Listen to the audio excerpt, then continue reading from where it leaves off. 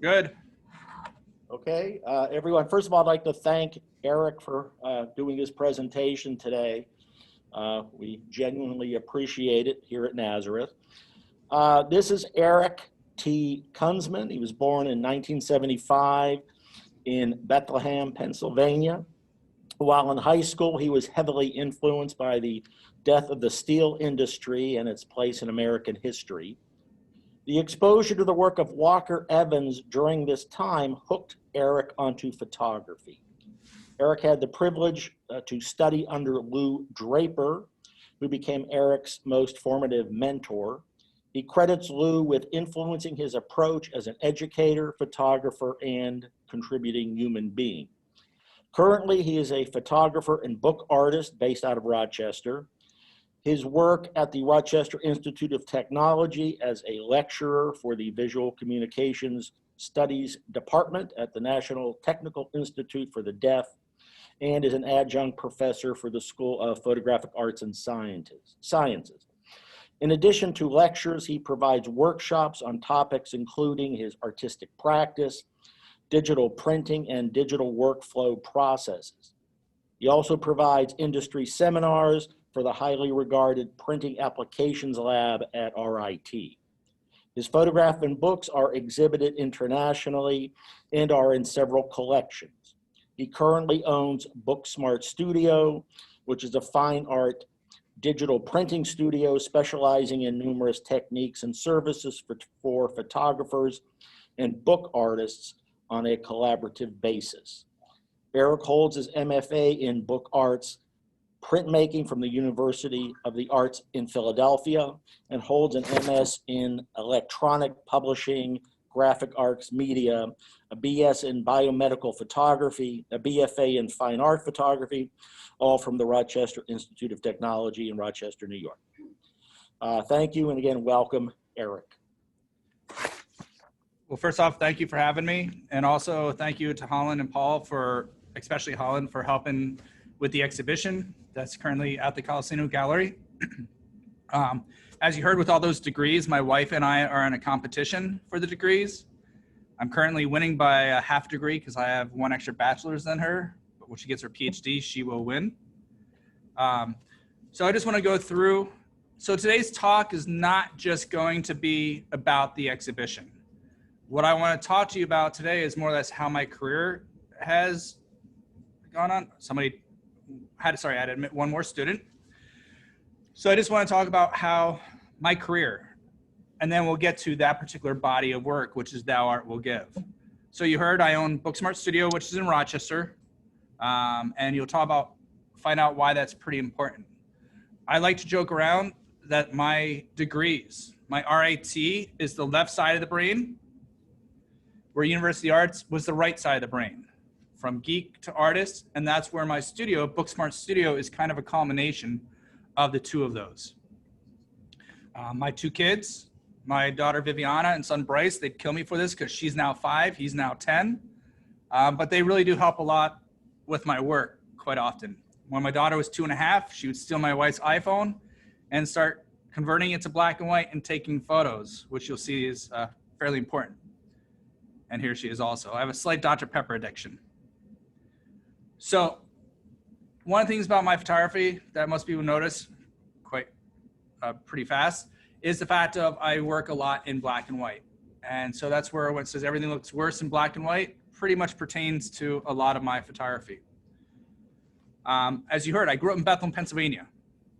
So one of my earliest projects was actually going through and documenting the Bethlehem steel as it was dying. A lot of photojournalists were visiting Bethlehem, and this is when I was in high school, and I'd always been interested in fine arts. And I realized pretty quickly once I took my first photo class that, wait a minute, this allows me to really combine my two loves, which was history class and fine art class, and it stuck. And so these are somewhere Walker Evans, who's a pretty famous photographer. If you're not familiar with his work, it's something you should look up. But this is one of the cemeteries that he photographed in Bethlehem. So really this is some of my early work. You also heard in that introduction about Lou Draper. The reason why I credit Lou Draper was so much is I studied with him for 1 year at a community college in New Jersey called Mercer County Community College. And watching him work in the darkroom, he was African-American, which helped basically found what's called Kamonji with Roy de Carava and many others. He also worked with W. Gene Smith. And so he kind of had a mix between W. Gene Smith, Roy de Carava, and Henry Cartier-Bresson, and the ideas of the decisive moment, and everything had to be in the frame. But Lou is also somebody that would work next to us in the dark rooms when there was open lab times. And that's where I got to watch his magic of printing really occur and learn just as much there as we would in the during critiques. And this is where you can see with the idea of everything in the frame happening for a reason. So, and we'll get back to Lou in a little while also. My company, when Lou had passed away, we actually published his book, which is available. You can see basically the legacy of his work. He currently has an exhibition at Virginia Museum of Fine Arts, which is traveling all the way up to the Guggenheim. So quite a few other locations. The only thing I really remember from my formative years that I joke about at RIT was my internship. I got to do some pretty cool stuff, which was at McGuire Air Force Base. This was my internship, refueling the Blue Angels in midair, photographing on the battlegrounds, the artillery range at night with the night scope, wing walking, and then jumping off. Get to the next one. At least that's what I told my faculty when I got back. This is when photography was just starting to go digital. I'm aging myself right now, but these planes were actually on the ground. And when I showed this to my photo professor at the time, he goes, "Come on, that's unethical." I'm like, "But you showed me how to do all this stuff." Whereas the RIT Geek also helped me to understand how to take this image, because the Golden Knights parachute team, they would disappear faster than I could snap my fingers. There was no way I could push the trigger in time. So instead, I threw the wide angle lens on and just sat there with motor drive on as people kept jumping out. I had no idea what I had, because this is before digital. This is all on slide film. And this is what I was doing at the time. The one project that I do show and exhibit from my younger years is when I went, at RIT, we had a class called the Southwest Photo Workshop. And about 15 students or so, we just traveled for 3.5 weeks all throughout the Southwest region. And this is a body of work that I created. And the reason why this is important, what happened was I decided to stay at RIT for my master's in science, which was electronic publishing. The guys at McGuire Air Force Base offered me a full-time job. So I had to decide, do I take a $65,000 starting job, or do I go back to grad school? And the reason why I thought I should go to grad school was, it was right when everybody was handing us digital cameras, saying this will be the future. But when it came to printing, I mean, one of my professors was one of Ansel Adams' print assistants. And when it came to digital, would just say, just keep clicking print until it looks good. And so that's where I decided for some reason to stay at RIT and do the 1-year program, and followed by 1-year thesis. And I concentrated on black and white digital printing with inkjet. And what happened for me was that when I was done with that, the chair of the photo department asked me to stay behind 2 years and teach the undergrads, as well as my former faculty on the weekends, how to print digital. And I tell people all the time, that's still the hardest thing I've ever done, from going from a student to then teaching 18 photo faculty on the weekends that used to be my photo faculty. It was also somewhat revenge. If they fall asleep, you get to walk over and kick their desk to wake them up. So imagine that, being able to do that. It was still pretty intimidating. I went back the following year to the Southwest Photo Workshop. And this is a digital back. So you can see this big suitcase with a battery attached to my 4x5 camera, then tethered to a laptop. And this was the only way to work with it, to have, I believe it was a 25 megabyte file or megapixel file. Our iPhones can pretty much almost do that today. But this is the one project that I did that following year, which was I had 20 minutes to photograph all the Native Americans that were fighting the forest fires near Los Alamos. And so these are all taken within 20 minutes. And if you know anything about a 4x5, I was literally running around trying to set these shots up. And they were type 55, which would give me a positive, which would be a print, and the negative. That way I could give them a print as a thank you to taking their time to do this. And they kept thanking us. there's one other photographer with me because we were breaking up the monotony of basically their months long fighting the fires. I'm a part of the RIT Big Shot. I'm now one of the coordinators where we go out and we use painting with light, either flashes or strobes. And this is really what helped me with the Eastern State Penitentiary work that you have in your gallery that you're seeing. And we'll get into that in a few moments. One more series. When I went down to Mercer County Community College, basically what happened was when I finished my master's, I was teaching part-time at RIT as an adjunct.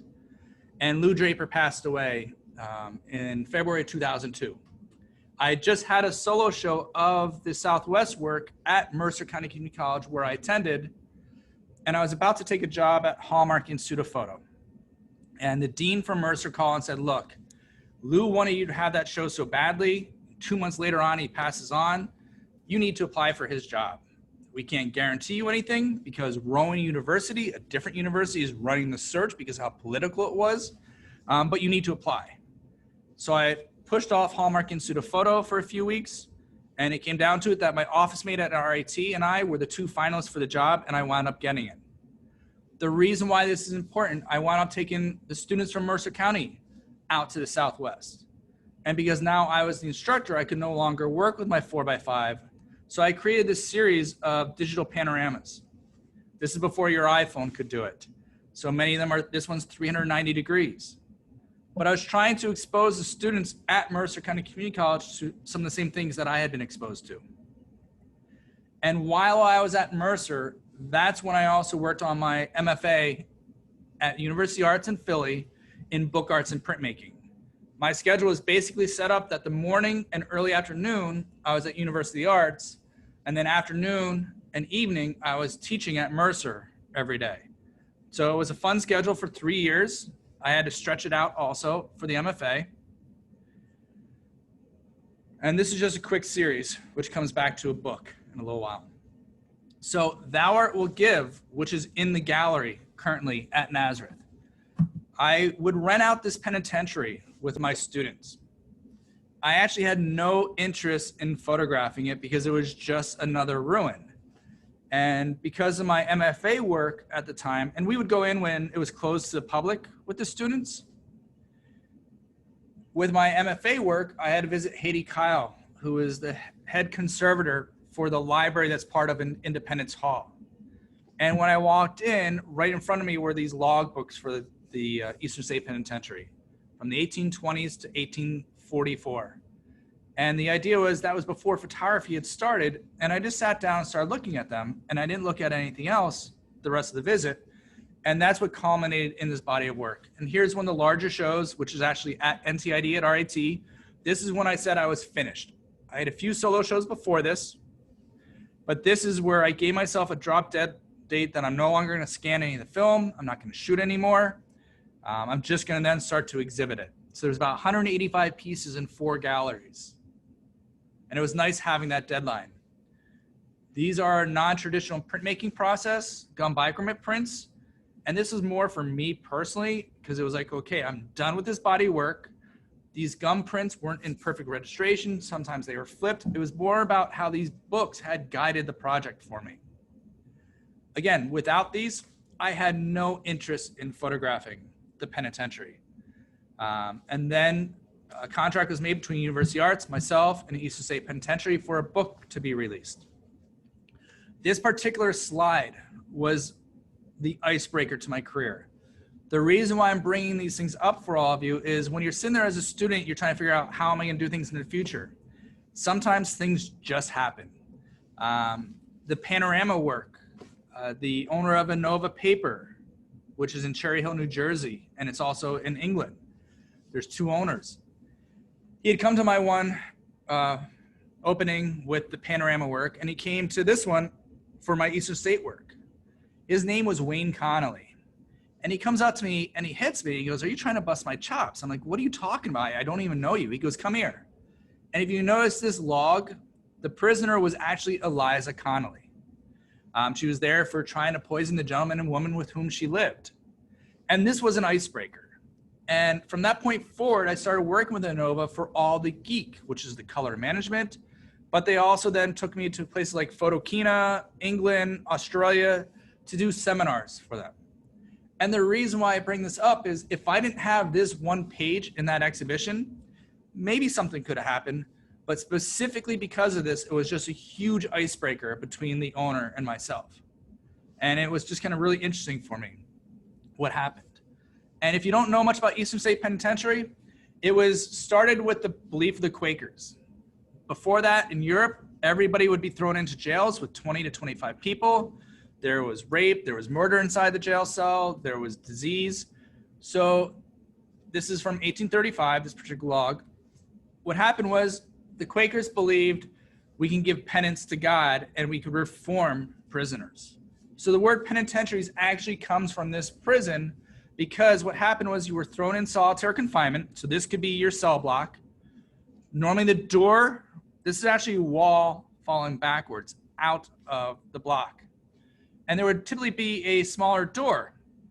And that way when you walked into your cell block after being in your solitary exercise yard, you would bow to God before you would start reading your Bible to give penance again. And so that actually had, the prison actually had plumbing and heat before the White House did. So with that in mind, when they were going to tear it down to make condos in 1994, they decided, you know what, this is pretty important. So they declared it a ruin. So it is now a museum at this time. And I was given access. I was in there about 362 days. I was in there at night with ghost hunters. There's a lot of site-specific art installations that occur at the Eastern State Penitentiary. But the entire premise to this penitentiary was solitary confinement. You were in solitary the entire time. If you did any work, it was inside your cell. And then you were supposed to give penance to God. So this was known as the Pennsylvania system. New York State actually ironically had an opposing system, which was in Auburn, New York, which is still the maximum security prison. And their system was solitary at night, and during the day, you would go out and work within the community, whether it's making license plates or tailoring. There's all different types of things that the prisoners would do. So I was able to make an agreement with Haiti Kyle because these books were falling apart. People could no longer research them because of how badly they were falling apart. So I agreed to go in and photograph every page and give them PDFs for the, for the library. I then had access to all these pages, so I would read them before I would go in and photograph. One of the photo professors from University Arts, David Graham, when he heard what I was doing for my thesis, he goes, come on, there's no original photographs that can be made there because there's so many tripod holes. So when he was actually at my thesis opening, he came over and he also hit me. I don't know what was happening. I was getting beat up that night. But he goes, way to make your own tripod holes. And everybody's like, look at me like, what does that mean? I'm like, I know what it means. It's all that matters. But really what it was about was reading things about the prisoners. Like here's one, discharge, timeout, not much hope. So the warden wrote about the person's race, what they were in for, whether they could read and write, how much they drank. And this is basically on the intake that would occur. With that in mind, he often wrote whether people were too stupid to live. I mean, all different types of things. And that's where a lot of the photographs would come from. In fact, the title, Thou Art Will Give. One day I was reading about how those 4 pages, prisoners had either gone insane or they had died. And as I was leaving the chaplain's office, I had never noticed before, there was the start of the prayer, a full line, which was Thou Art, and the second line was Will Give, which is what the title slide for this series was. Let me see one quick thing. I don't know if I've gone complete. No, all right. Just the room behind me. We have motion lights here, so right now, it's all right. You can still see me. And then so what I started doing was working with the text and imagery. So in the gallery, you can see that text and imagery mixed together. It's pulled directly from the warden's logs. This is not my writing. This piece, when it's bigger, I don't know if any of you have noticed, when it's a little bit larger, all you read is this area, which is drunk but seldom. Again, how much they drank. Because it was solitaire, it was mixed, male and female in this penitentiary. So I'll go through a few slides with you. And so for me, it was all about trying to portray what I was reading. I was typically reading 4 to 6 pages before I would go in and photograph each time. Again, it doesn't have to be the idea of the full text, but here, most deeply hardened, very ignorant. So you're picking up on little clues. There's only, in the Colacino gallery, there's only 2 of the warden's logbooks. Typically, I like to put more in there because, and I've had curators say, you know what, we're not gonna hang the logbooks because nobody reads.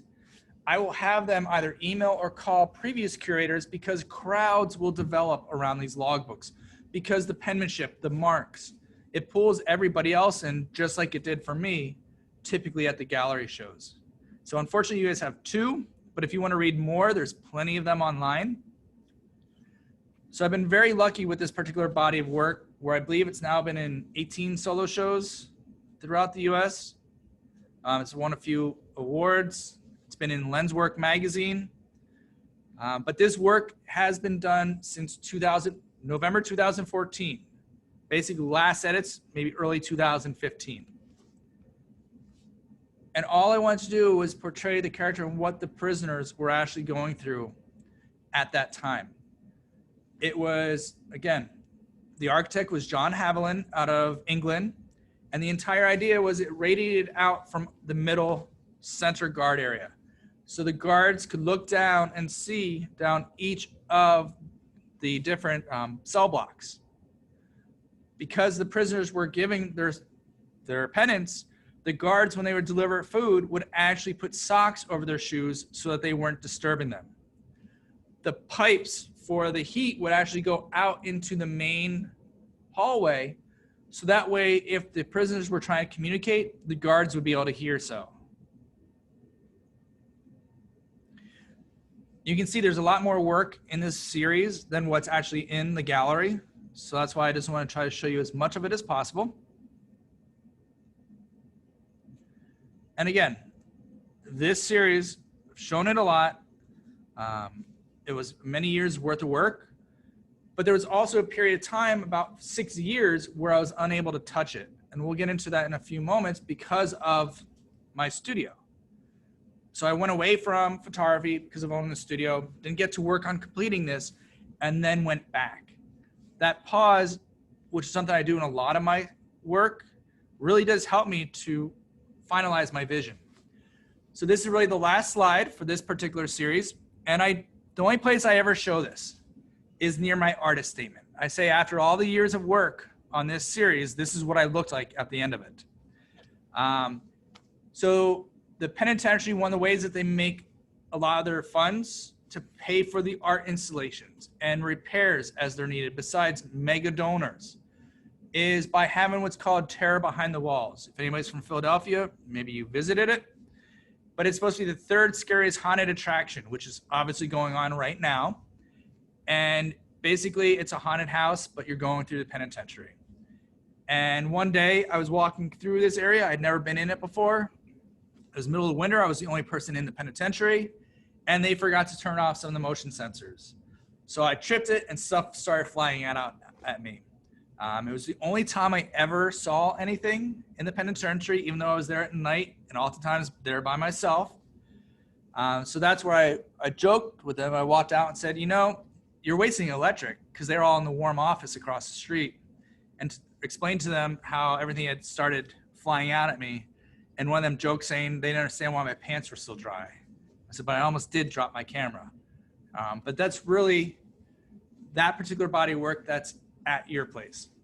But what I want to talk to you about also is where my career has kind of gone after I was done photographing that. And then it wasn't until 2005 that I moved back to Rochester. My wife made me promise we move back to Rochester. We used to be in the Anderson Arts Building, which is near Good Luck. We were the first half of the floor, which was closest to Goodman.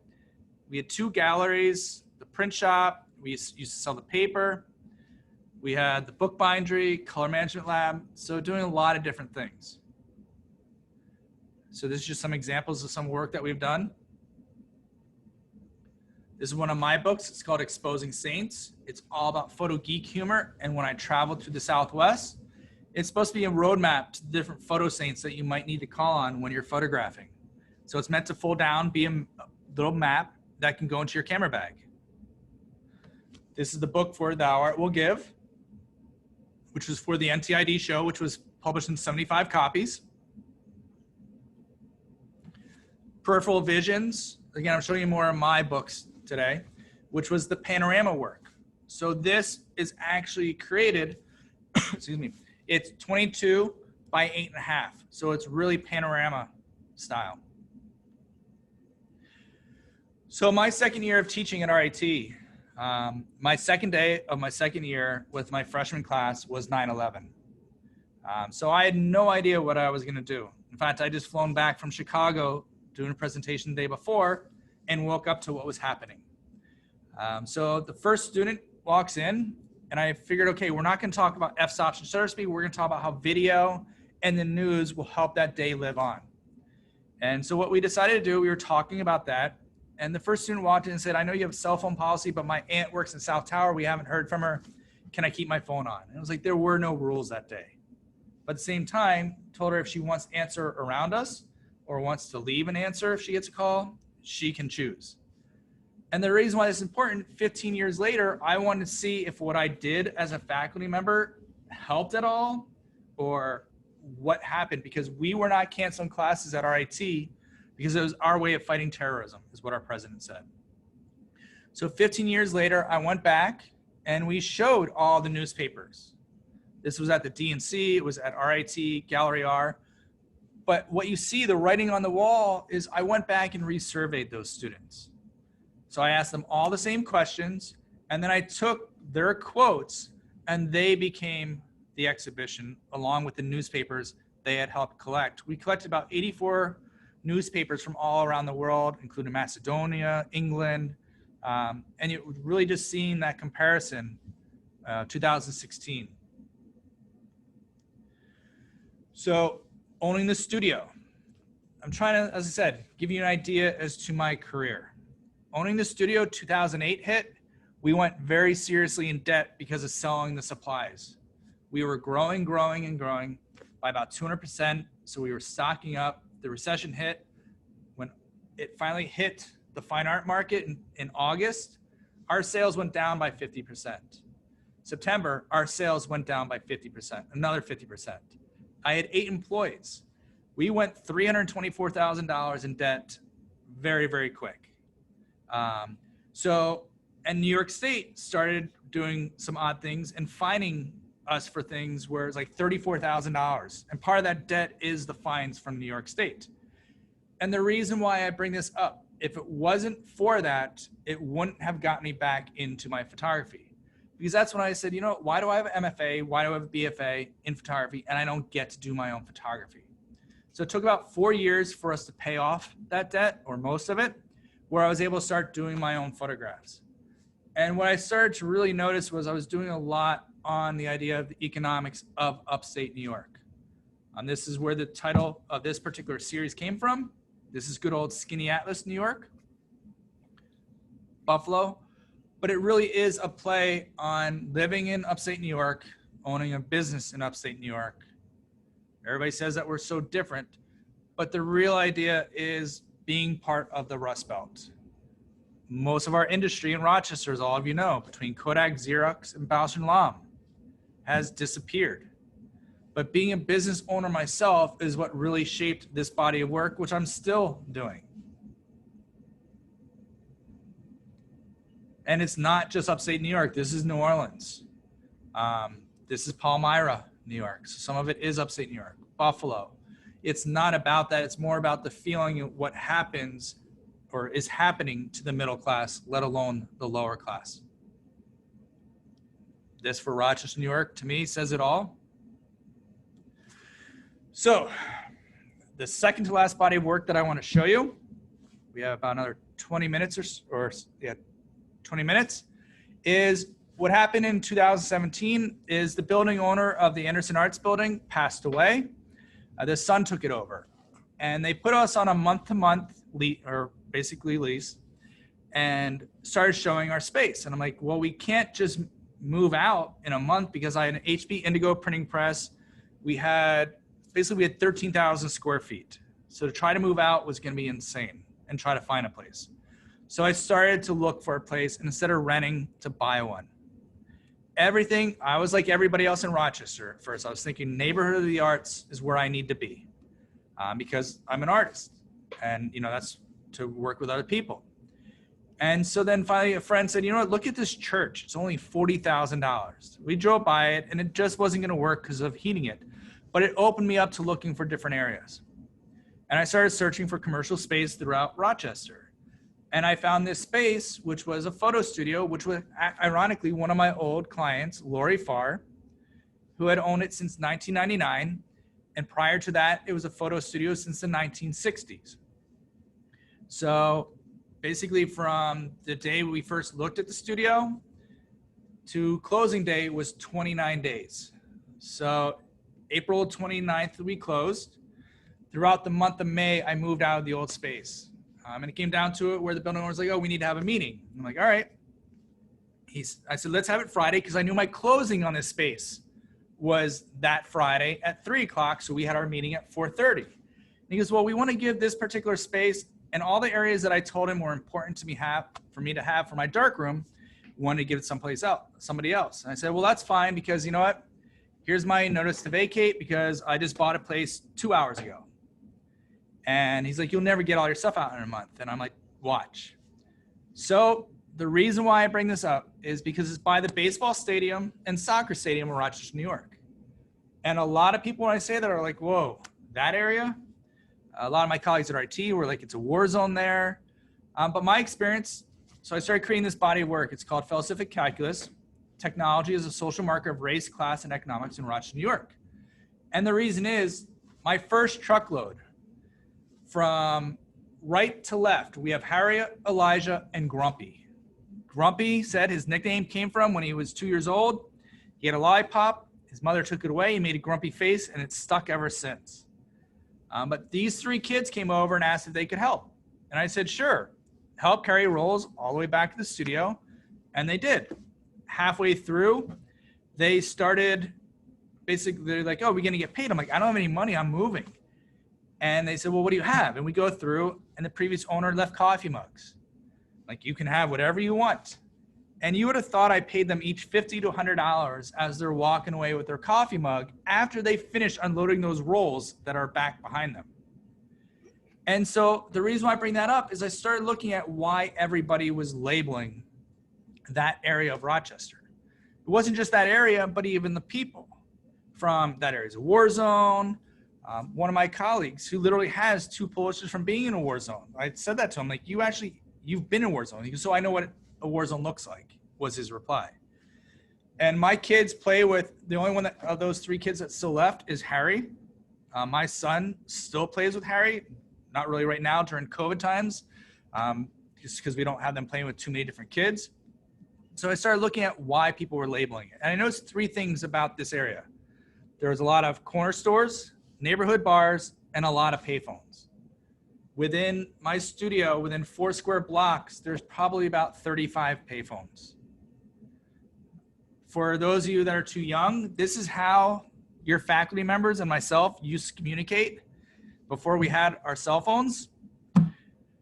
With this in mind, there's still quite a few people that still rely on them in Rochester, New York.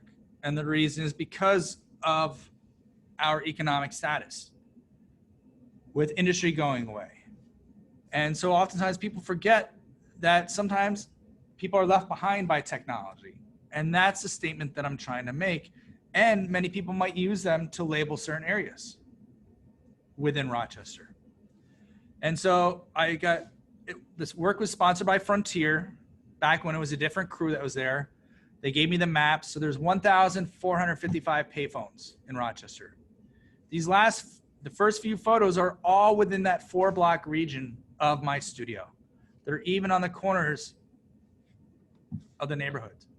So what I'm doing with this project is I'm mapping the payphone locations as well as census information. That last slide was income. This is non-white versus white. And you can see the direct correlation between the economics and race of Rochester, New York, to where the payphones are still located. And that could be even out here in Penfield, where we have abundance of them because of, this is the lower community of East Rochester, as people would say. And you can see that direct relationship, even the shape of it, because we have the mobile home parks there. But that's what I'm trying to demonstrate with this body of work. And with that in mind, I'm trying to move. So this is just some of the maps, not in the slideshow. Another piece to this, which I haven't done because of COVID, which I'm about to start to do regardless now, is go and talk to the individuals that are still relying on these payphones. Get their story rather than me telling their story. And it's going to be at SEPA Gallery in Buffalo, New York. Have the full gallery from April through July. And I'm going to install the payphones so you can actually pick them up and hear their story along with the maps and my photographs. And then invite the community in Buffalo to go out and photograph their payphones. They'll come back, we will put their prints up, and then have a closing discussion about why certain areas show up over and over. But this is all throughout Monroe County is where I'm photographing. This is Brighton. This is right off of East Ave, not too far from NAS, Brighton Fire Department. State Street, right near Kodak. They are all identified by the phone number and the location. So City Newspaper ran an article last October, actually October 30th. And since that article, because the editor took a little bit of a spin on it, because at that time, Frontier changed their position and said they are what they are, and we're going to start taking them down. So he basically wrote about that in his article. And so Frontier started tearing down the payphones. Only 35% of them work anyway. But the idea is there are not-for-profit companies now in Portland, Tucson, Detroit, that are changing the payphones over to voice over IP, allowing for free phones. Also, my wife's she teaches in the Rochester City School District her entire career. She is 24 years in. And one of her biggest troubles at the time is getting a hold of parents. They might not have cell phones, or they might be working 3 jobs. But the idea is if they don't have the cell phone, there's no way to leave a message. Well, the voice over IP allows them to access any of the payphones to then retrieve their voicemail from a teacher, a doctor, their family members. It doesn't matter. So there are organizations out there trying to help. This is not just a problem in Rochester, New York. This was the article that came out for the city newspaper. And so now Frontier is tearing them down and just throwing them away. Instead, they could be donating them to this not-for-profit, allowing other people to have access, not just in Rochester, because we don't need 1,455 of them in Rochester. We could strategically put them in a certain location. But nobody at Frontier wants to talk about it, which is the biggest problem that I'm running into. So they went from keeping them to within 2 years, everybody that had helped me and talked about that had left, had vacated Frontier Communications. Frontier just claimed bankruptcy during the middle of COVID. So we have no idea how long these will be around. Normally, I do not include people.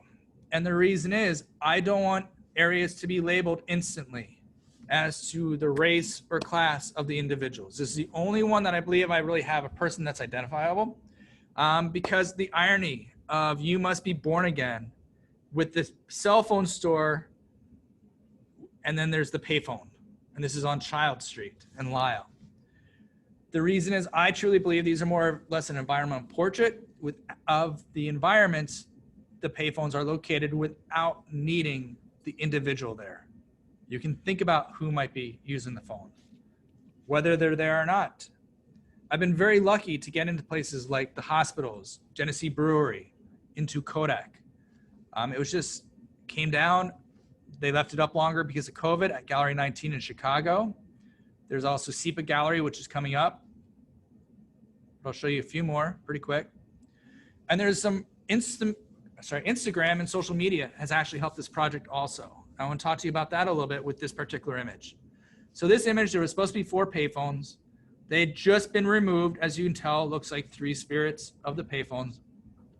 The shop owner actually removed them because they sell food and they were tired of people congregating out in front. This is on Portland Avenue. Well, this is also the highest per capita murder area of Rochester. And 3 weeks before, 3 people were killed. And I didn't know this until as soon as I posted this on Instagram and somebody instantly direct messaged me, said, 3 people were killed there 3 weeks ago. I went up to DNC, verified it was true. So there was just a lot of weird connections with the 3 weeks, 3 people, and the 999. So for me, it just meant that much more knowing what had happened there.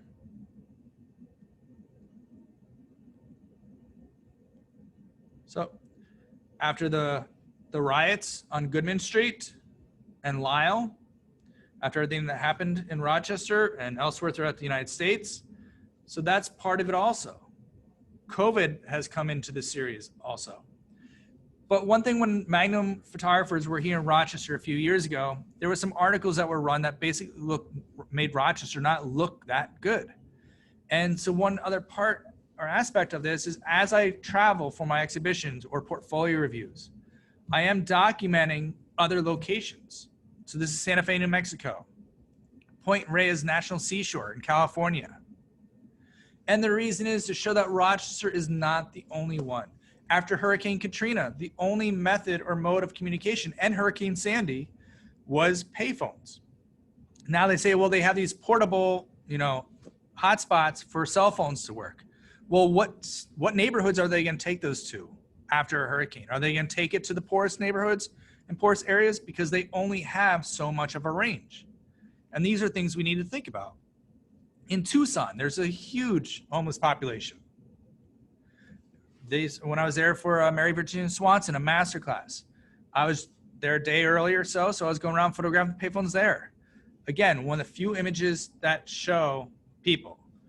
But because this is mixed race, it doesn't just label as one. But this was a homeless encampment that was built in an abandoned strip mall. I was talking to these guys 2 weeks before the phone company disconnected these payphones because they built the homeless encampment 6 weeks before.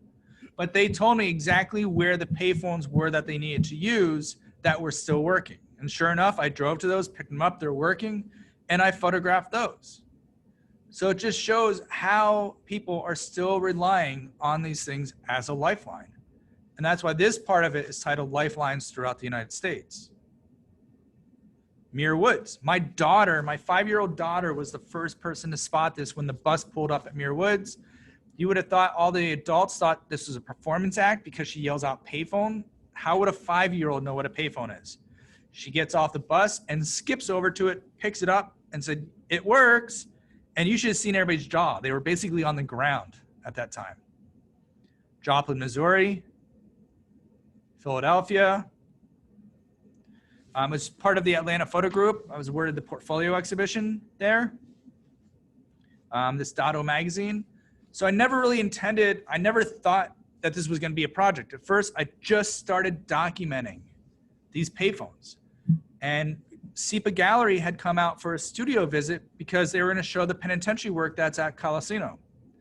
And I had a few work prints out, and they said, "We no longer want to show your penitentiary work." I'm like, "Why did you drive all the way from Buffalo to tell me that?" They're like, "No, we want to show this." I'm like, "Well, this is brand new. It's 3 months old. I don't know where it's going." They're like, "Well, we see something here. We want this. We'll give you basically 4 years."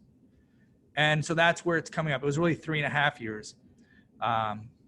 But because they believed in it, so I realized it had to be something. And that's why I've been doing that. So the joke is, I don't just photograph payphones. I also photograph fake news. I'm not going to show too much of this for political reasons, but this is called Fake News, a historical archive of the Donald J. Trump presidency. And it looks like this. I've been photographing CNN, ABC, Fox, New York Times, Washington Post every day. It started out with only CNN right after the last election and then quickly moved into all 5. So it's just putting the daily events back in front of people. My father-in-law, who's very, very Republican, only watches Fox News. is one of the first people that made me realize that this actually works for Democrats and Republicans, because you start to look at the events. You get beyond what is fake news. And let's face it, we no longer have civility or able to talk amongst one another. But this is at the Rochester Contemporary Art Center on East Ave in downtown. It's up through November 14th. There's 5 volumes of it. This was a mock-up, this blue one. There are no white stars on it. It's just blue. But everything since March 2nd is black. There's about 6 volumes, because every month is its own volume, because how the news changes every hour. And those volumes are solid black. And I'm currently running this fake news unglued rebroadcast news event. And the website is simply fakenewsarchiveproject.com if you're interested in looking at some of that. And this is one also. This is one of those images. I'll go back to Lou Draper. And the idea of Lou's influence on my work. I was driving around photographing payphones one day after everything going on with the protests and the looting that happened on Goodman and Lyle. And as I drove by this, all I could see, I swear I heard Lou's voice say, you know, here it is. It's locked in arms to overcome this barrier. And so there was this white barrier with the cameras. And so this is where that photograph, I felt in a way like Lou's presence. And that's where I talk about him being my mentor for that reason. And his work is always, when I'm photographing here, I'm saying, you know, make sure everything in the frame. And I go back to critiques, which were all the way back in 1997. So we're talking 23 years ago, and I could still hear his influence as I'm photographing. So real quick, we have a challenge for all of you. I'll leave this slide up. I'll bring it back. But Paul, Holland, and I have come up with a challenge for you if you would like to participate. But basically, create a 1 to 2 page essay. And it's not just on the work that's in your gallery. There's 3 different questions you could choose from. And with that in mind, one is strictly about Eastern State Penitentiary. One is more about how socioeconomics and social markers shape our opinions of communities. And then one just discuss the impact of Lou Draper's mentorship on me. If you have a better topic, also giving you the ability to email me, and I can say yay or nay and approve it. But why? Well, the reason is to give you something different to do this semester, because this COVID semester is not very much fun. My graduate students actually are thanking you right now because I gave them a day off to be able to do this artist talk with you. But anybody that participates, so the work that's at Colacino Gallery was in lens work. Anybody that writes an essay will receive a copy.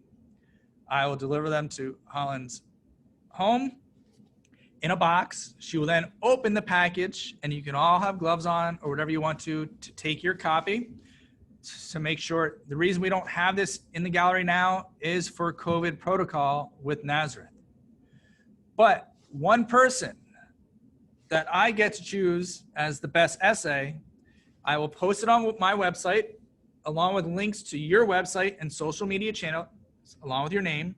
But you also would receive an exhibition print of anything that's on my website from Thou Art Will Give.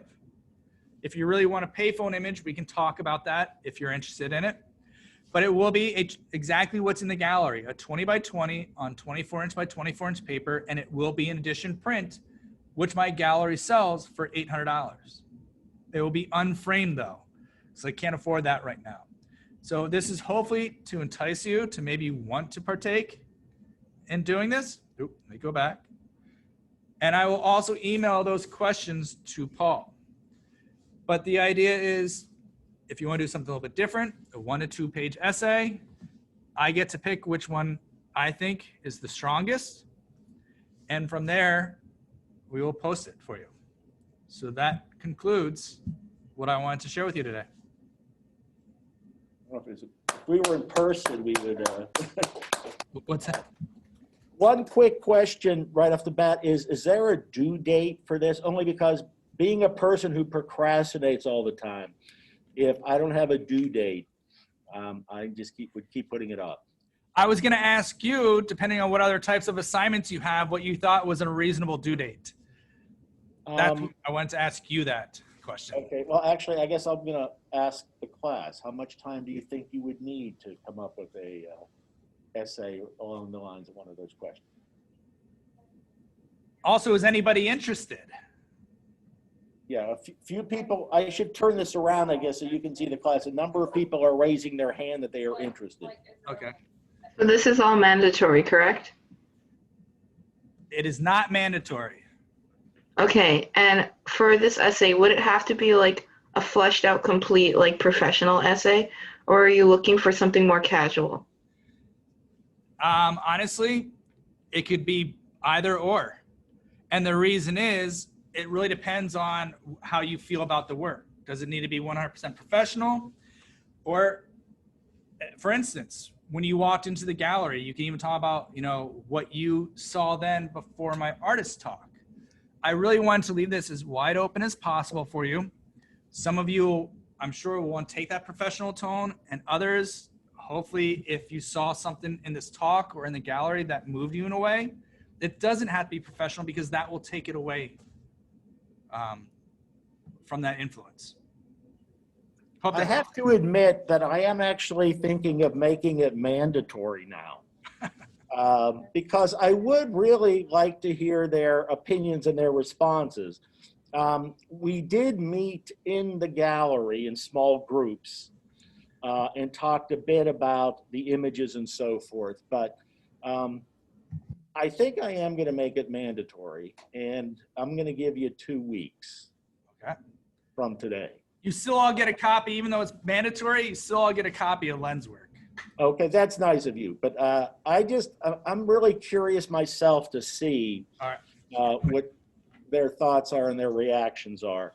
I was really genuinely impressed by the work that you showed. I think a lot of it is just fantastic. I have a few questions, but I guess I'll ask the students first. Do any of you have any questions that you would like to ask? I was wondering, Just like to speak up, or let me see if I can. can you hear me? Yes. Okay, cool. I was wondering in regards to like Paul making the paper mandatory, can we do like 2.5 weeks or 3 weeks? Because I have 2 research papers coming up and projects, and I'm gonna cry. So. That's fine with me. They know I'm like a real pushover for extensions. So if it's okay with you, Eric, I can go with 3 weeks, because we're getting near the end of the semester, and I know everybody is really booked up with things. Would that work with you? I'm fine. That's why I said I'm fine for whatever, because our last day of classes at RIT is right before Thanksgiving, because we're done at that point.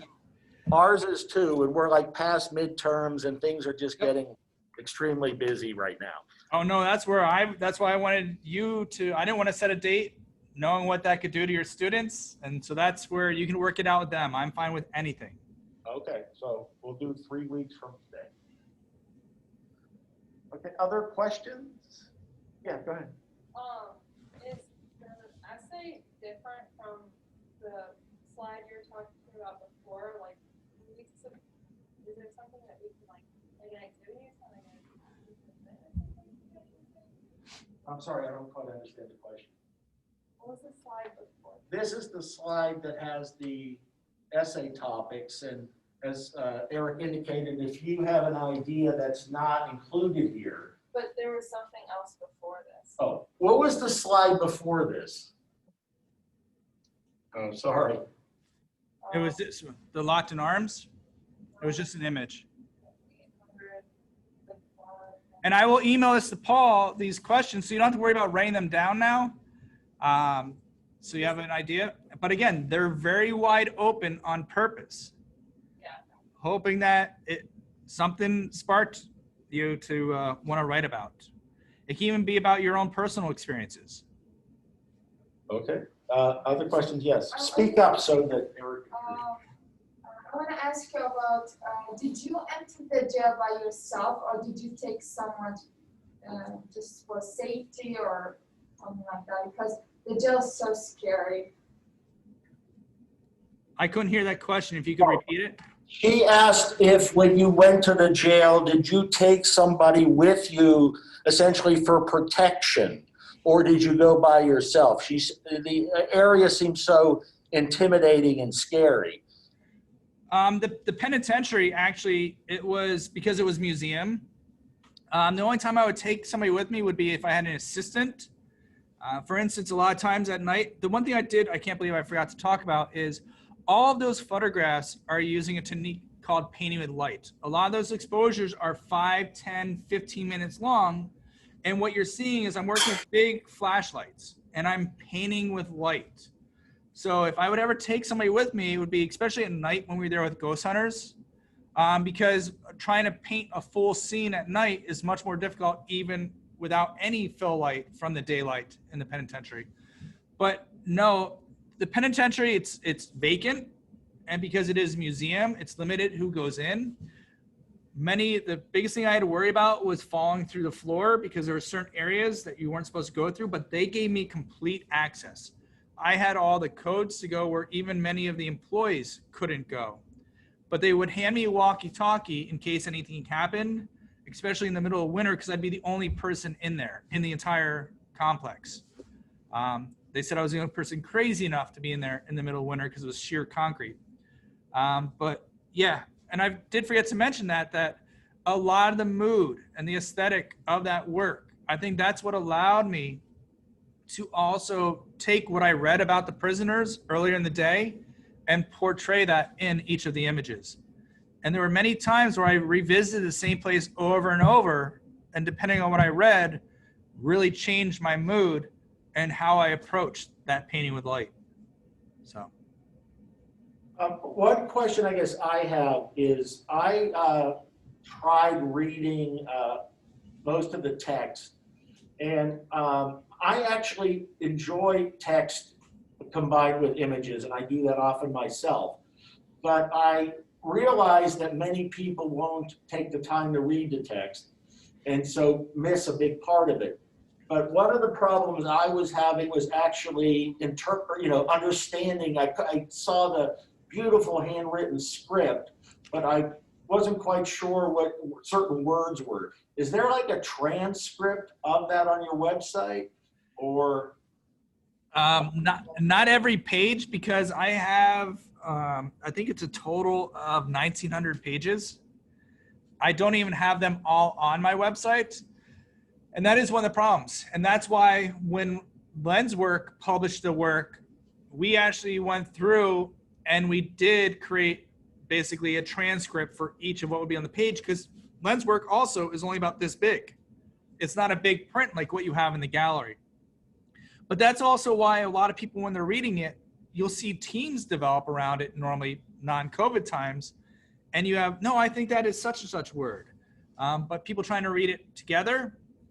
And that's what's interesting about that penmanship. It typically, even most people who don't like to read, they do get pulled in. Sometimes the text and imagery, I don't want you to be able to read the whole thing. So. That's interesting. Okay, other questions before I start asking stuff? Okay, actually, well, I had a few questions myself. All right. One of the things was, I wrote things down. I have to find my notes here because I was writing in the dark and I can't even read my own writing.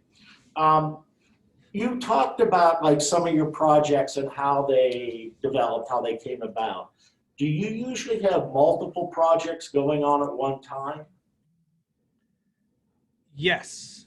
I typically have a few projects. Right now, I have 3 from the fake news, which is almost over with the next inauguration, the private go back, and the payphone. And one of the reasons for me to do that is I always like to wear different hats. So if I get tired of, just looking and seeing the payphones, I can take a break and work on one. Also, the Upstate New York series, which is the private go back, as I'm driving around for either of them, that's when I'm discovering I might be photographing the payphones, but I discover something else that works with the other body of work. So I really say that those 2 series right now are parallel to one another. But besides that, I have this studio. So I'm constantly working with other artists and photographers and making books. Then I teach at RIT. As you heard, I work with the National Technical Institute for the Deaf at RIT and the photo program. So even there, my personality is wearing multiple hats. So I teach for NTID, which is the deaf college at RIT, which is more of an associate's level, which is more career training. Then I also support the kids that were beyond the career training aspect, and they transfer or direct admit into the bachelor's level, which is the photo program. And I tutor right now it's 38 students that are deaf or hard of hearing that I support. And then I also teach for the photo school. And that could be deaf, hard of hearing, or hearing students, it doesn't matter. And I teach things like color management, fine print workflow for the MFA graduate students. So with even how I am as an educator, I wear multiple hats.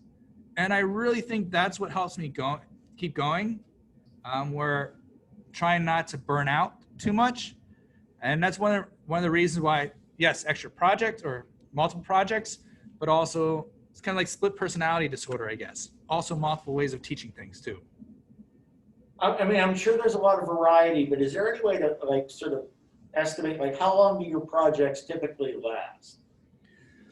All my projects except for the Southwest work, but then if I go back to Southwest, I will add to that rather than most likely starting a new series. Multiple years. The one thing about the payphone work is I planned on it ending when I had the SEPA show, was supposed to be my due date, but now with COVID and everything, it slowed me down. So that's gonna wind up being a work in progress show. So typically a few years. So I started that in 2017. I planned on trying to be done in 2021. It's probably going to go to 2024, but I don't know if I'll stop. And the reason is, as I see Frontier now removing them, I'm going back and documenting where they were removed also. Because many locations, you know, there might be the void of where the payphone was, which still identifies it as a marker of sorts. It's just a different social marker. And then also to support it, whenever I travel, I will probably still keep photographing them. So my problem is knowing when to stop. There will be different iterations of it, but I do want to start trying to exhibit it on a much larger scale. I have not applied to any exhibitions with that work because until I have the voice recordings and the maps 100% figured out, I don't want to apply. SEPA only happened because of how they believed in it. And instead of doing the penitentiary work, they said that they wanted it. Also, Warhol Foundations provided a grant for it for 2021, so it has to be during that period. And the show in Chicago was something that I won through a juried show as a solo show. So that's where, for me, I don't like to really start showing it too much, even typically on social media. But I broke that rule with this payphone work, and I've shown a lot of it on social media. And the reason is if we don't start discussing this now, by the time I finish the series, all the payphones are gonna be wiped out. And nobody's gonna talk about how there are still people relying on those in Rochester. So. I guess I don't want to keep you too long. Maybe sometime, if you wouldn't object, I'd love to just talk to you on the phone because I do have quite a few additional questions just about, you know, your projects and where you get your ideas. I guess last thing I'd like to ask is what advice you would have for any students who are interested in pursuing some type of photography related career at this point. So it's not necessarily just photo, but arts in general. Also, as long as the students are interested in more questions, I was supposed to be teaching till 2, so I'm wide open, but it's only if your students are interested if you wanted to ask more. But the one thing that I would say to them is, and people have told me this before, you know, the different forks in the road, they're all going to lead to the next thing. You're never going to know what was the right choice or the wrong choice. But at the same time, it's building blocks. So I go to portfolio reviews. Why? The first time I went to a portfolio review, I thought, okay, it was with my penitentiary work. I was finished, I was done. I just wanted to try to get it shown. So I showed up to Santa Fe portfolio reviews in 2017 and nothing happened out of it. I developed a few friends, 3 maybe, that were there. Some people that told me to keep following up with them, and I've done that. But then I went back with the payphone work in 2019, and it's not done. So as I'm showing it, I'm letting them know about my ideas and a little bit more. I wouldn't say that I wasn't open to feedback previously, but it was pretty much a done body of work, and the people knew that. So I got much, much more out of the portfolio reviews and made more real connections that people are still, whether I email them or follow up with different things. I'm applying for the Guggenheim. Almost all of my references have come from previous relationships. Even though they might not be somebody that I talk to on an ongoing basis, and just realize that everything in the arts is about relationships. You're not gonna like everybody. I don't like everybody. But at the same time, there's so few people within, like, let's say the fine art photo community. There's really two major groups right now. And I'm part of the one over here, and some of my other RIT colleagues are a part of the one over here. Well, then trying to get those to kind of cross over a little bit is something that we've tried, hasn't really worked too well so far. But the idea is, when you're just starting out, just realize you're in this for the long term. Very few people have the instant success, but if you truly enjoy doing your work, and it's that old cliche, I love what I do. I have the studio downtown. I'm very, very lucky. It was by building the business and building things up over quite a few years. But with that in mind, when I go home at night, I'm typically working on photography. During the day, I'm doing my photography. It's what I enjoy. This fake news thing has kind of gotten in the way. And that was really only supposed to be for my kids, to be able to show them at first when I started it. And that was that piece. So just realize that life is also going to influence and change you in many different ways as an artist.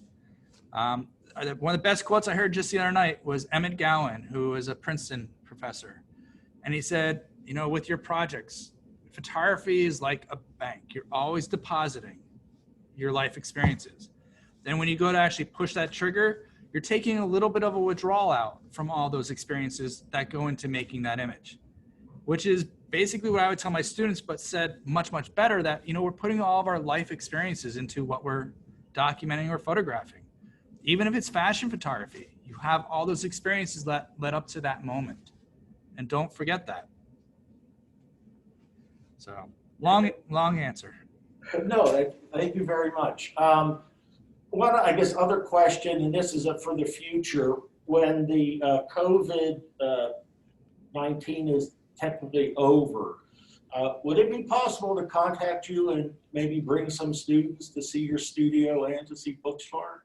Absolutely. RIT students come down all the time, anytime you want to. Once this whole COVID-19 thing is over, hopefully sooner than later, by all means. Okay, I'd appreciate that. Any other questions? Yeah, there were questions back. I don't know. Well, I'll repeat it. Or you can come up, I'll move out of the way if you want to get closer to my computer. Yes, that's where the microphone is.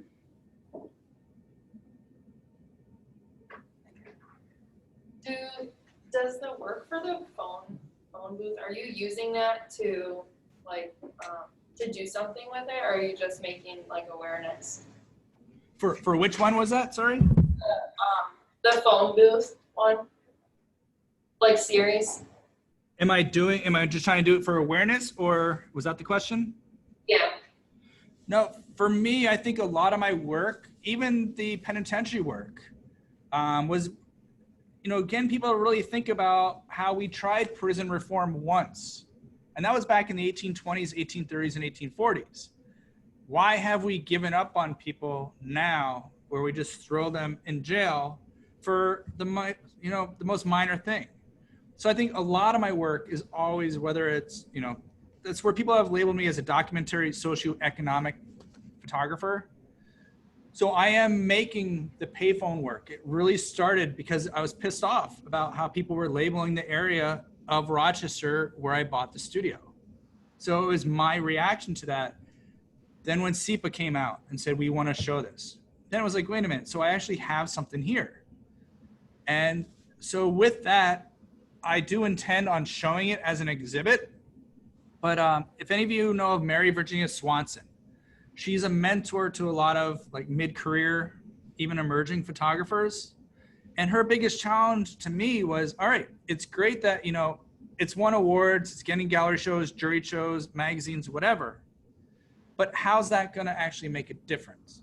Because not everybody goes into the gallery. Let's say it was shown at Rochester Contemporary Art Center.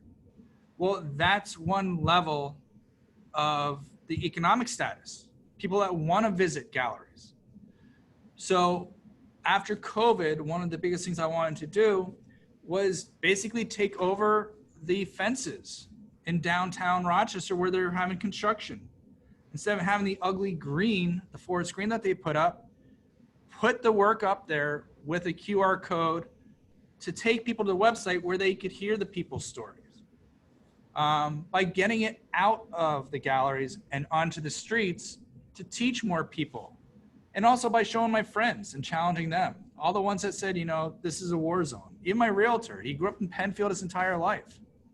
He's like, oh, this area is a war zone. I go, come here. And we went to the corner. I'm like, do you hear how quiet it is? And look up at the roofs. They're all taken care of. That says these people care about their places. Like, why am I trying to school him on that fact? And so that's why, yes, I want to have gallery shows with it, but that's not going to do anything other than my career or further my career. If I don't do things like the fences and get it out more into the community. And that's why also I think it's really important that I can't say, you know, I've ever lived homeless. So, or haven't been able to find my own cell phone right here. So that's why I think it's important for me also to use their stories, those that are still relying on the payphones rather than mine, if that makes sense. So it's a little bit more about awareness, and yes, as an art piece for the galleries, but that's really where the two of them come together. That helps. Do you have any follow-up? I guess I just had another question. Because one of the issues that I talk about in one of my other classes is, you know, similar to what you mentioned, in that if you are photographing, if you're doing social documentary work and you want it to have an impact, most exhibition venues are essentially like preaching to the choir kind of thing. Mm-hmm. You know, where people who come see the work or people who view the books already oftentimes agree with your point of view. And so in addition to, you know, posting things on fences outdoors, do you have any other ways to, you know, reach beyond the natural audience for your work? That's where, for me, getting it out into the community with not just the fence, but that's where the city newspaper article I felt was so important. It's a free newspaper that anybody can pick up. One of the coolest things about that for me was on Main Street, there's the Busy Bee restaurant, which is near the homeless encampment in Rochester, near Nick Tahoe's. For $6, you can get a sandwich, a side, and a drink there. But right outside of it are the two busiest payphones in Rochester that I see used almost many, many times. But right next to that is the city newspaper bin. And so when that was inside the city newspaper, right next to the payphones, right next to the restaurant that many people that are relying on the payphones go to, that felt incredible to me. I think it was the best feeling I've had about this series up until now. And the reason was more of that community awareness. We were supposed to have another event at the Little Theater where it was going to be a fundraiser for city newspaper, but just trying to make a different group that might not go to the gallery, but they'll go to the movies, to Little Theater, and serve as a fundraiser for WXXI. And the reason is, again, but that's one level of individuals. And one of the other parts when we try doing some of these stories, being aware of things like, I have white privilege. It's that simple. So sometimes I will actually work with my friends that don't have white privilege and ask them, am I preaching up on my soapbox, preaching this because am I out of perspective or not?